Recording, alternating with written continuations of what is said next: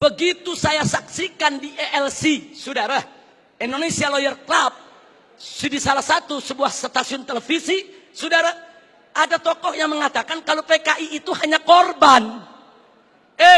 Kalau PKI itu korban, penjahatnya siapa? Kalau PKI korban, berarti penjahatnya NU, penjahatnya Banser, penjahatnya Masumi, penjahatnya tentara, penjahatnya Polri, penjahatnya negara, saudara. Nah, maka itu saudara, ya kalau korbannya PKI, berarti penjahatnya Nahdlatul Ulama NU, berarti penjahatnya Muhammadiyah. Enaknya saudara, umat Islam ini dianggap semua sebagai pelaku kejahatan.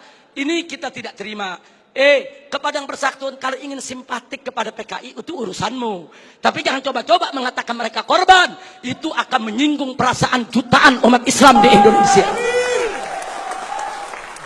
Baik saudara, saya di sini tidak mau sebentar karena waktu sudah sebentar. Implikasi saya lewatkan dulu. Usulan FPI untuk simposium ini.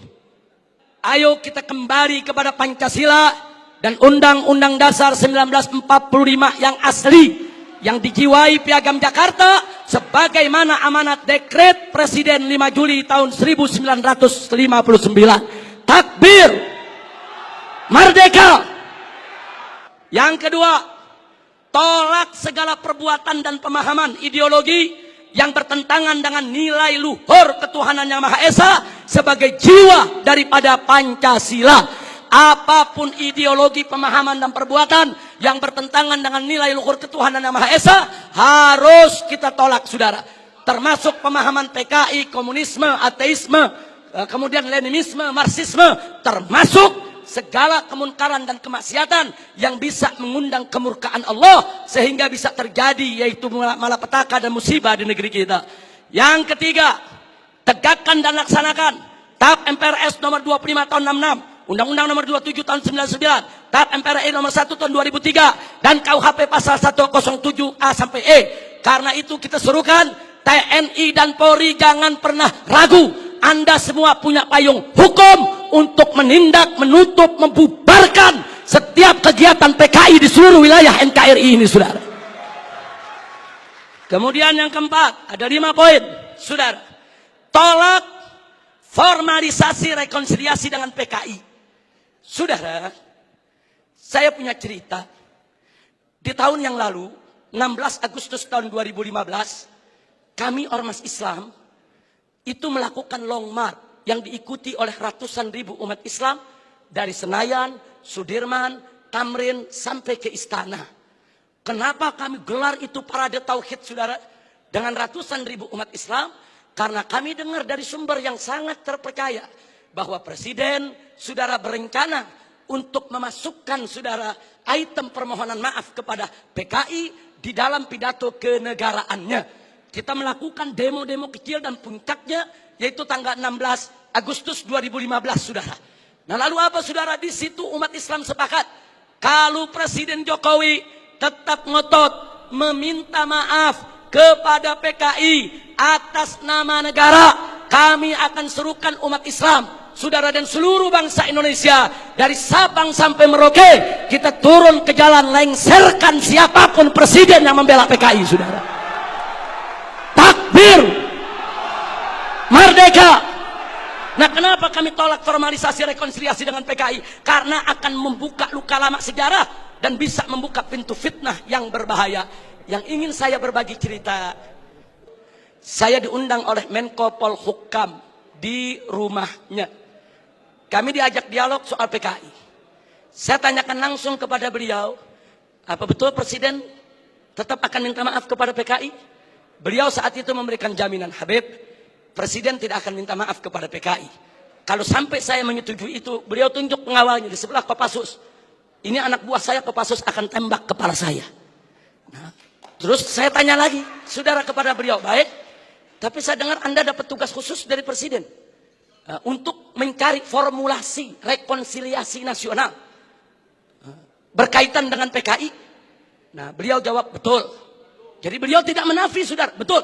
Saya dapat tugas bagaimana mencari formulasi rekonsiliasi kita dengan PKI. Baik, saya tanya, itu maksud rekonsiliasi itu apa, Pak? Tujuannya apa? Apa tujuannya? Oh, dikatakan supaya tidak ada dendam di antara kita, supaya kita hidup damai.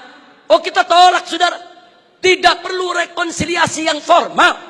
Sebab, saudara, rekonsiliasi secara alami telah berjalan di tengah masyarakat antara PKI dengan bangsa Indonesia, saudara. Artinya hari ini seluruh kader-kader PKI, keturunan PKI sudah mendapatkan hak sosialnya, hak sipilnya, hak budayanya, hak politiknya, hak ekonominya. Mereka minta apa lagi? Mereka jadi pejabat bisa, jadi pengusaha bisa. Mereka udah nggak diganggu oleh umat Islam, saudara. Itu rekonsiliasi alami, saudara. Tinggal kita minta kepada keturunan PKI tersebut, silakan kalian berkarya, silakan kalian ini berkarir, silakan kalian berjuang untuk bangsa ini. Tapi satu syarat, kami tidak akan ganggu kalian jadi pejabat, jadi bisnismen, jadi pengusaha. Tidak. Tapi syarat, jangan lagi bangkitkan ideologi komunis, jangan lagi bangkitkan partai komunis di Indonesia. Nah, tapi sekarang mereka minta lebih. Mereka minta partai komunis dipulihkan kembali. Dan lebih kurangnya ajarnya lagi, saudara. Mereka minta negara minta maaf kepada mereka. Ini rekonsiliasi macam apa? Maka itu rekonsiliasi yang diformalisasi oleh pemerintah, saya khawatir ini akan membuka luka lama sejarah. Dan ini bisa membuka fitnah yang sangat berbahaya, saudara. Makanya tepat yang dikatakan oleh Kiai Haji Salahuddin Wahid, cucu daripada saudara pendiri Nahdlatul Ulama beberapa waktu yang lalu, kalau presiden, pemerintah ini sampai minta maaf kepada PKI, akan melukai seluruh perasaan daripada warga NU.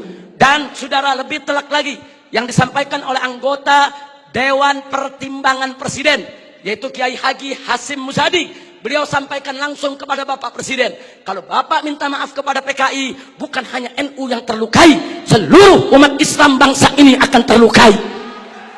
Ini bahaya, ini negeri udah damai, udah tenang. Kita nggak ribut-ribut lagi soal PKI, saudara. Kenapa mau dikorek-korek lagi luka lama, saudara? Nah, karena itu, saudara, kalau ada usulan bongkar itu kuburan massal yang isinya PKI. Apa seluruh kuburan mau dibongkar? Kuburan kiai-kiai, santri-santri, saudara, umat Islam yang mereka sembelih, apa semua mau dibongkar? Apa semua juga mau dibangkitkan kembali? Yaitu luka lama yang sudah ada. Ini pertimbangan tidak rasional, saudara. Karena itu kami dari FPI menolak formalisasi rekonsiliasi dengan alasan apapun, saudara. Tapi kami menerima kader-kader keturunan PKI saat ini dikembalikan hak sosialnya, hak ekonominya, hak politiknya, saudara. Kita terima, mereka bangsa kita, mereka saudara kita. Silakan hidup bersaudara berdampingan dengan kita, dan mereka harus tunduk kepada Pancasila. Jangan lagi menghidupkan daripada komunisme. Sebagai penutup yang kelima, saudara, saya ajak semua yang ada di sini untuk menyerukan jihad konstitusional secara nasional melawan semua gerakan komunis dan neolib untuk selamatkan keutuhan negara kesatuan Republik Indonesia, saudara. Takbir, Allahu Akbar, merdeka. Itu saja yang bisa saya sampaikan. Hadirin Allah wa iyyakum ila siratal mustaqim. Wassalamualaikum warahmatullahi wabarakatuh.